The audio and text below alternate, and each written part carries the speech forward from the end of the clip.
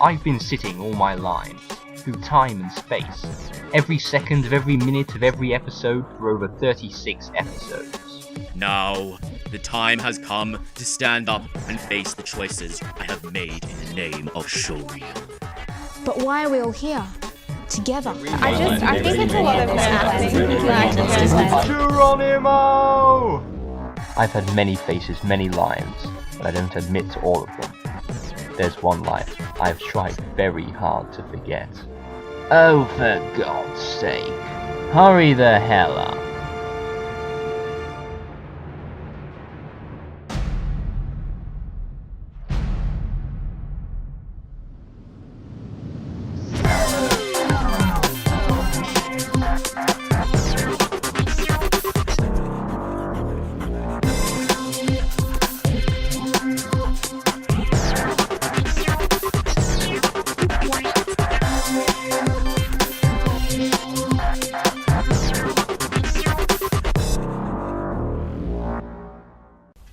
Hello, and welcome to Showreel. Fez, I wasn't expecting that. Hello, and welcome to Showreel. I'm Matt Clayton. I'm Andrew Cowderoy. And I'm Clare Abbots, third wheeling with Mandrew. Today's show is all about Doctor Who. For those of you who have been living under a rock, Doctor Who is about the adventures of the Doctor, a Time Lord from the planet Gallifrey, who travels through time and space in a machine called a TARDIS, which is bigger on the inside. TARDIS stands for Time and Relative Dimension in Space. It is a chameleon circuit that allows it to blend into its surroundings, taking on the appearance of a common object from the location. However, in the first episode, set in London in 1963, the TARDIS got stuck in the appearance of a blue police telephone box. Together with one or two companions, he fights evil and saves planets from a variety of bad guys, including iconic aliens such as the Daleks and renegade Time Lords like the Master. The first episode was broadcast on November 23rd, 1963, and it finally finished in 1989. Or did it?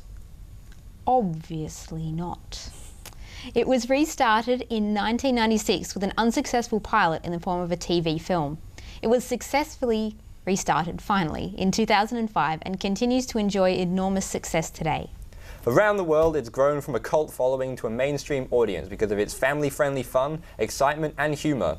It has action, comedy, horror, and science fiction all in one. For 50 years, generations of children have grown up watching Doctor Who, and generations more will continue to enjoy it in the future.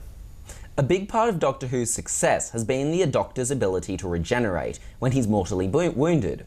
When the lead actor decides to leave the show, he's killed off, and the Doctor changes his appearance and personality with the new lead actor.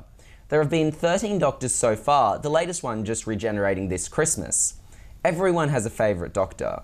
Often it's the one they remember from their childhood. What about you guys? Who's your favourite Doctor? Well, I didn't start watching Doctor Who until Christopher Eccleston, but I don't know, it's so hard. I'm tied between David Tennant and Matt Smith. And obviously this one is my favourite here. It's the fez and the bow tie. You're never going to be Doctor. But yeah, no, I think I'm tied. I'm a kind person. I'm tied between them, and it's hard to separate them because they had different writers as well. So I like the stories, and as well as the way the actor's been doing it. But I don't know. What about you guys? What about you, Andrew? Well, I completely agree with you. It's really hard to separate the Doctor itself purely because the show was so different. And I think that's why it's easier to kind of separate Christopher Eccleston and David Tennant because it's the same actor. So it's the only thing you're looking at. Same writer, you know what I mean, yeah. Same actor, that'd be interesting. So the only thing you're looking at is the Doctor, but with Matt Smith and David Tennant, there's so much that's different, completely different. It's really hard to separate them. I definitely have to go David Tennant, although I will put in the disclaimer that I have not got around to watching many of the old ones yet. But I know there are some really cool ones. I like the first Doctor's really cool. He's the only one I've watched much of, really, the first Doctor, and he's pretty cool, yeah. Well, I haven't seen much of the old Doctor Who either. I mean, I've seen some of it, but I mean, I started watching it as a kid from 2005 with Christopher Eccleston. So Christopher Eccleston is my Doctor, but then when David Tennant regenerated, I thought, I don't like this guy, he's different. But then, obviously, I grew to love him like everybody else, and he's a brilliant actor. And I think it's not just the writing that separates them, it's because the actor put a lot of themselves and their own interpretation of the character into the show. Yeah. And they'll even help the writer be able to write for them. And then when Matt Smith came along, it's just his youthful energy and just all the humour he puts into it that I think he makes him my favourite Doctor. I think, as cheesy as this is to say, I think they really put it well in the show when they're explaining to one of the, I think David Tennant's explaining to one of the companions like why it's different. Like the companion's just like, but aren't you just changing what you look like? And he says, no, I'm changing my face, I'm changing my personality, everything about me is different. It's like someone just took my memories, that's all really. See, so it's, I think the Doctor's just been getting younger since, like, because obviously William Hartnell was only about in his 50s, but he looks a lot older. But I think, it, like you said, with the writing, that does separate them from me, but it's got to be hard to find that many different personalities you can have, because I know, was it Colin Baker? Colin Baker, yes. He was quite an arrogant Doctor. And so a lot of people actually didn't like that, but before him, I mean, you'd had the, say, the sciencey one, the action sort of one, embodying lots of different personality traits, and it must be hard to find a new one. So he went, oh, I'll be arrogant, but not all of them work. So it's interesting they've been able to find so many different ones. It'll be really good now to have someone that isn't like young. Like, well, that doesn't matter too much, obviously. I think like to have Peter Capaldi, I think should definitely bring a new take on it. And I picture him anyways, like a similar, like the way I imagine he will be, because when we're filming this, he's not the Doctor yet. I imagine him as being much more like Christopher Eccleston. Yeah, that's what I'm expecting. Yeah, but I think he's going to be a very angry Doctor. I think that's what Stephen Moffat said. Yeah. And he looks quite angry, especially the shot of him in the 50th special. That everyone screams in the cinema. See, I think Stephen Moffat also said something. Someone had asked him, don't children, they won't really be drawn to Peter Capaldi because he's so much older? And he's like, children think everyone, like they think a 12-year-old is old, really old. I don't think the age matters so much, but I think definitely the youthful energy, really makes it dynamic. But it'll be good because it'll bring it back more to kind of the older Doctors, like the first and like. You've got William Hartnell was the first and the second are both really old. Patrick Troughton was quite a bit younger though than William Hartnell, and he made he brought youthful energy to the show in comparison to William Hartnell. William Hartnell, the first Doctor, was like a grumpy old man, and he was almost like a bad guy right at the start, and then he mellowed as he met humans. And as they were finding their feet with the show as well. Yeah, and then Patrick Troughton kind of reinvented the character himself, and Matt Smith based his Doctor on Patrick Troughton. And then you had John Pertwee, who was like James Bond. Yeah, he went a bit action hero. And then Tom Baker, which is the iconic one that most people, middle-aged people, seem to love. And that's why they brought him back for the 50th special. There was a big squeal in the cinema when he turned up. He's got like strange eyes and looks offering everyone jelly babies all the time. Yeah. Would have been really And then Peter Davison now. is David Tennant's favourite, and now his father-in-law. It's so weird, I wonder if he married his daughter just so he could purely meet so he Peter could Davison. It's totally likely, He didn't realise he could just go to Comic-Con or He was very young, Peter Davison, and was playing cricket. And the celery, yeah. And then he had Colin Baker, who was arrogant, and then eventually got fired, but possibly for personal reasons rather than professional reasons. And then there was Sylvester McCoy, who was kind of like a clown. That's what he seemed like. And then Paul McGann. Oh, Paul McGann in the webisode was so awesome. I like. You watch that and like he's like him coming back is so cool. I love that they got him back to replay that. I think part of their personality, it's really cool how it comes through in their costume, like because Paul McGann had that sort of, it was very Victorian, very English dress, and that's sort of, he came through a bit like that. But it's really interesting. it's a really difficult discussion. It's one of those things that people have like such opinions, such harsh opinions on. Well, we have to take a break. Stay tuned for more Showreel.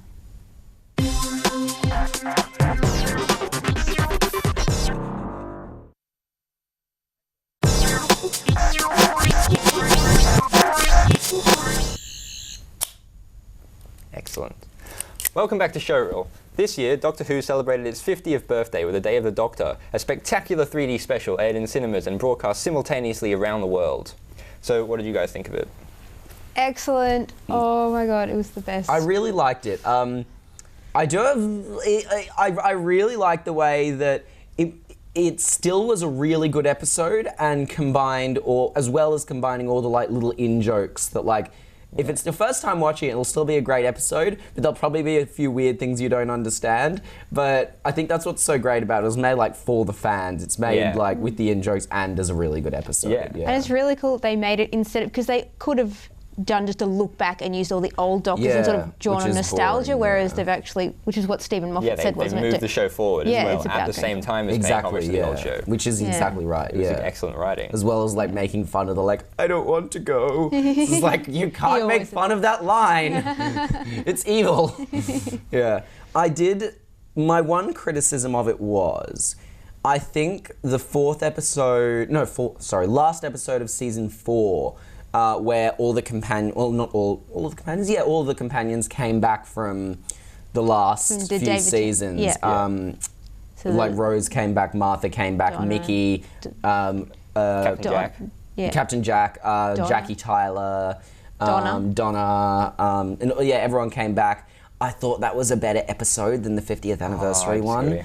But I still really liked the 50th anniversary. I disagree. The 50th, what about you? 50th special was so epic, and they'd even made it cinematic as well. It wasn't just like any of the TV episodes. Yeah, it was the director. Was it Nick Huron? Huron who directed it. I know he's directing Sherlock at the moment, and of course I do. But it definitely was a lot more cinematic and a lot of arty shots. There was a lot of like quick cuts to things that weren't quite. The close-ups of his eye and just it made it a lot more visually interesting. Like it turned it just from a TV show into something. I thought the 3D as well, like they did it the 3D well, like it wasn't just a gimmick, it actually it looked was like used. Like I watched it later on in 2D. And even just like when there's one scene, spoiler alert, there's one scene like when they're walking in and you see the painting in 3D, and it still actually looks really cool in 3D, in 2D, sorry, the 3D painting. But in 3D it looked But amazing. in 3D, just the way it kind of goes in and you're just like, wow, that's really cool, It was just great writing, it was funny, and John Hurt is an amazing actor. What did you guys think of the War Doctor? I was really surprised, because I assumed, like I think a lot of people assumed, that he would be angry. Yeah. But he wasn't. He was just like a hilarious old man kind of thing. I think it was a really interesting choice too, because they've obviously had like really young Doctor and they've got a young demographic, and it just shows that you can have someone who's, because he's even older than Peter Capaldi, and this just old, as good.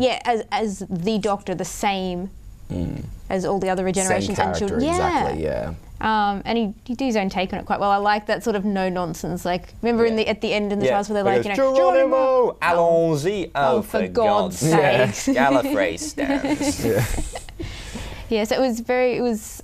I mean, you found that out at the end of the name of the Doctor. That he was in it. The John Hurt was in it, Yeah. I was so excited when I saw that, when he turns around, you're like, oh my God. It's so epic. Introducing It's like John Hurt as the Doctor. Overly ridiculously epic, that moment. I think there were, because we went and saw it in the cinema in 3D and then watched it later, just as a rerun. Because we missed a couple of bits because of people screaming. Yeah. When I saw David Tennant, like, oh my God, David Tennant. I didn't know he was going to be in it. Yeah, I'm totally surprised. But I mean, I still think it had a few of the same, like, there's nitpicky little plot holes that kind of all of the episodes really have. Like for instance, Unit pick up the TARDIS right at the start to take it to First of all, it should have the perception filter, which they bring up in episodes with Martha. Yeah. But I think that was like one or two episodes mentioned the perception filter, and none of the others do. I think it was just whoever wrote that episode obviously made it up, and everyone else has gotten that. But not perception filter's like, no, but the perception filter totally makes sense. The perception filter's also used, I think, in Donna's first episode. But the perception filter defeats the point of the chameleon circuit. That's why it blends in, so that you can see, and it's just a police box.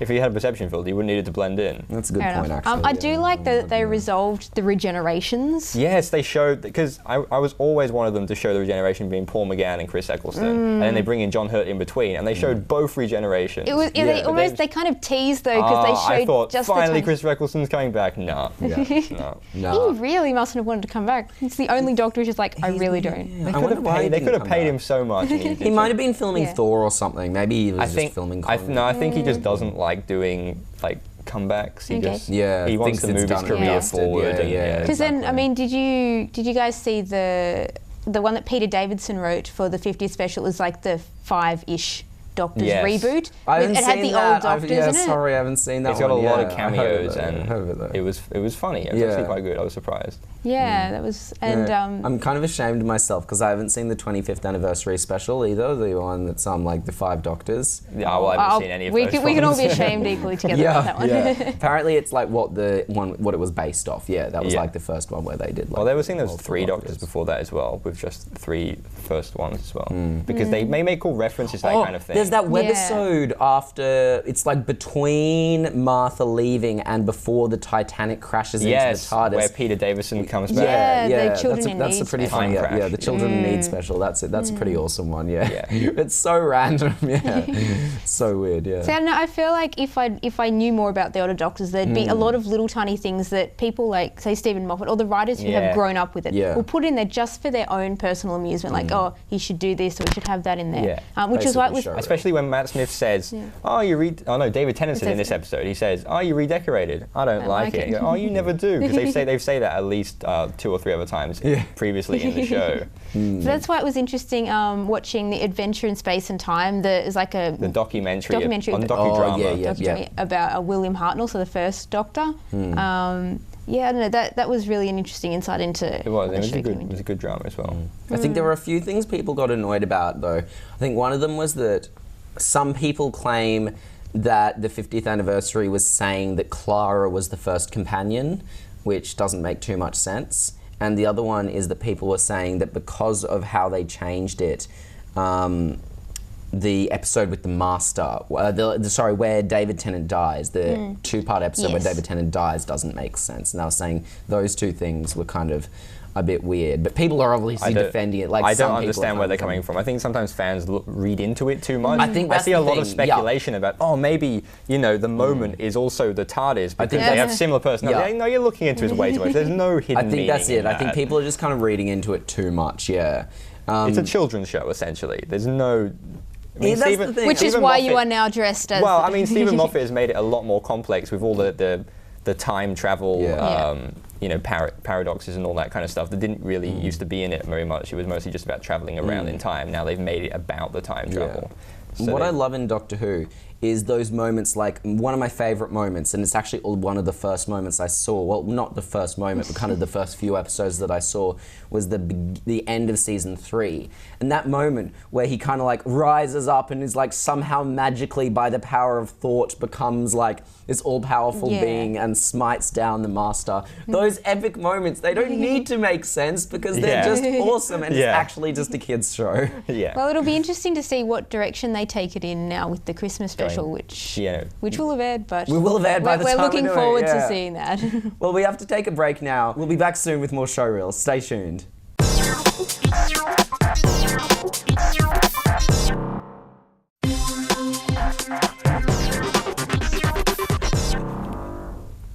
Welcome back to Showreel.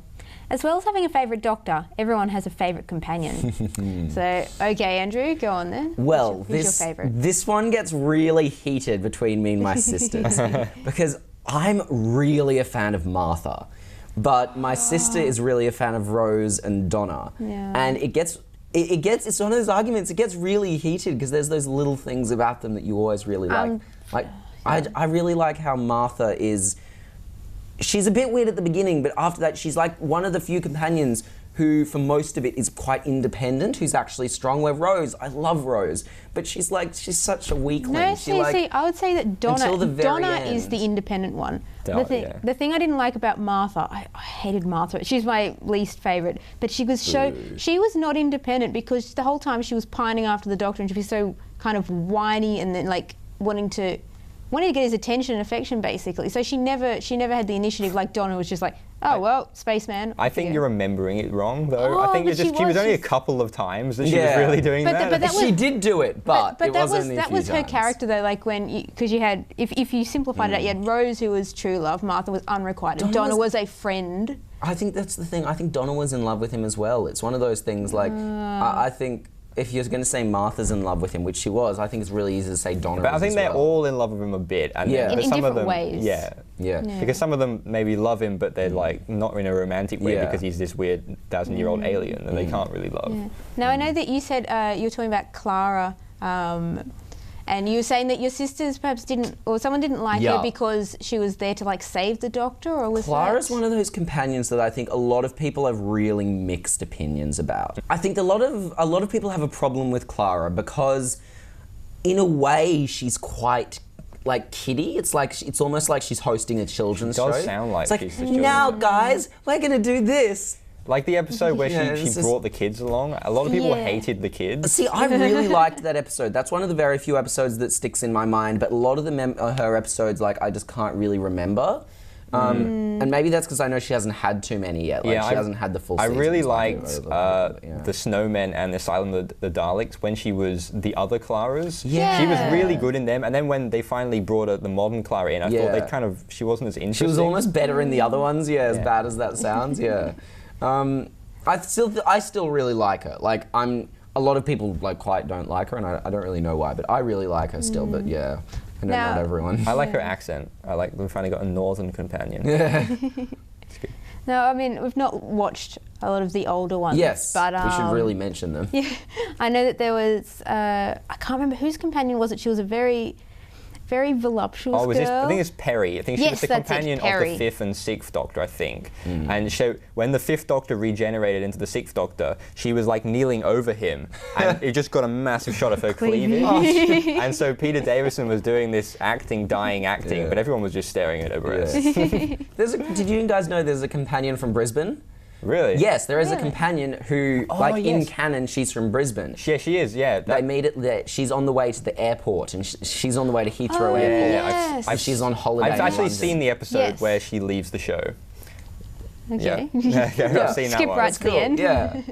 And then obviously a lot of Sarah Jane's the longest companion, but I know a lot of people don't like her. Really? A lot of people I thought say I was like everyone's favorite. no. That's what I've I didn't heard like is like them she's bringing the her longest. back with David Tennant. I wasn't a fan I of. really I liked, liked that I episode. really It was liked her good. coming back. I thought that was cool, but I know a lot of people thought that she was very kind of like vanilla or like just kind of. Okay, well they brought her back when because she they was were setting originally. up the Sarah Jane Adventures, Yeah. the spin-off, which the children's version of Yeah, Doctor Who. I can see why And they then did that. K9, which And is it's- like different again. I Yeah. think K9 was filmed in Australia, It wasn't it? was, yeah, filmed at QT partly. Yeah. Well, it's interesting how like a lot of the doctors since, a lot of the companions since Christopher Eccleston, they've sort of been, there's some sort of romantic thing there, or they seem to Yeah. just be females. Like I really liked Amy and Rory. Rory. Rory was my Rory. favourite companion. But then it was similar with like William Hartnell. It was his granddaughter and then her teachers. So it was just a grown-up male. There was no figure, like- romantic anything. Exactly, it that's was- good. Yeah, I like it like that. I hope They kind had of that bring for a back. while until the Doctor started getting younger and they got in more Yeah. younger, sexier companions to keep them. I suppose because it was children watching it first, and when those children Yeah. grew up, they wanted to see some sexy women. Yeah. So- I think we could talk about this forever, but we don't have much time left. Well, okay, well that's all we have time for this week, and that's the end of the season. Make sure to listen to the Showreel podcast and check out our Facebook, Twitter, and YouTube pages.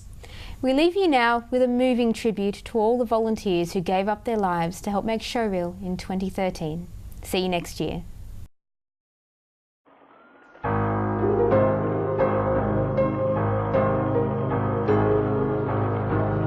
My name is Khan.